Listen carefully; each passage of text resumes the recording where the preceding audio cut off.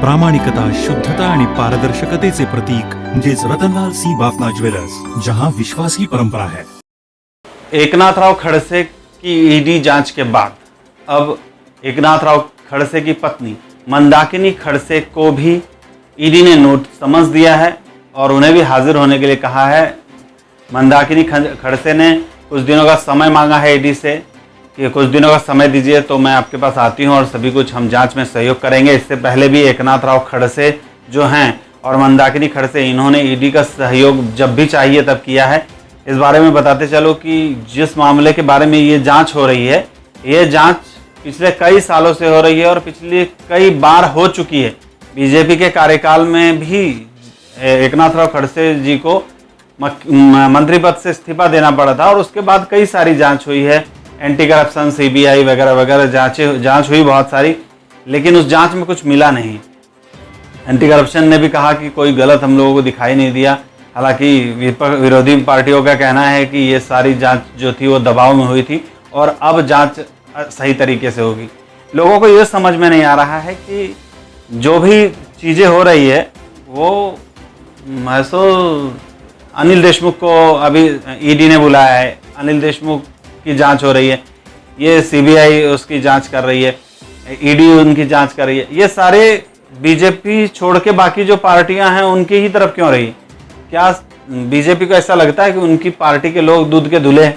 BJP की जब सरकार थी तो उसमें भी बहुत सारे नेताओं पर आरोप हुआ था, उनकी तो कभी जांच नहीं की गई।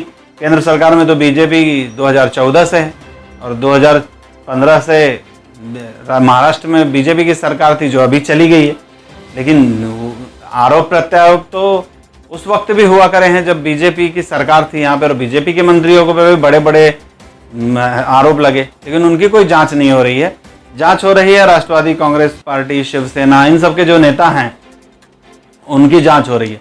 कहीं ना कहीं ये जो है उसको जनता पार्शलिटी की नज़र से देख रही है और अगर इस तरीके से पार्शलिटी होती है तो कहीं ना कहीं जनता का विश्वास डगमगाता है।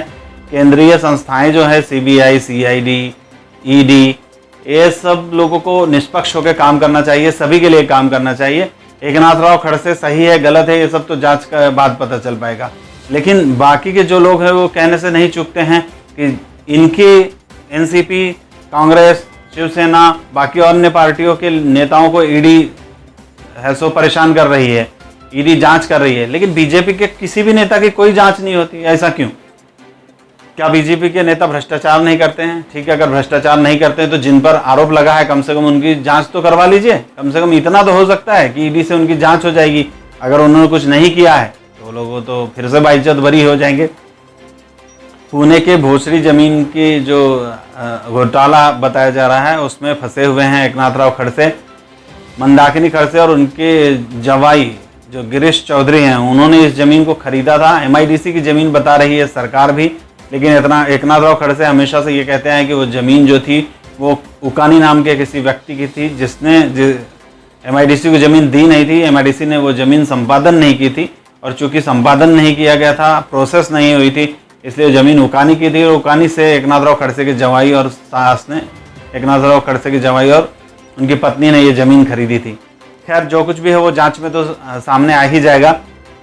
फिलहाल तो देखना ये है कि ईडी जो है वो मंदाकिनी खड़से को कितना समय देती है और मंदाकिनी खड़से ईडी के साथ कितना कोऑपरेट कर पाती हैं और आगे चलकर इस भोसरी ज़मीन का जो घोटाला है इसमें क्या रिजल्ट आएगा। क्या एकनाथराव खड़से पर ईडी कोई कड़ी कार्यवाहियां करेगी या फिर ईडी भी एकनाथराव खड़से को क्लीन चिट दे देगी। जय हिंद।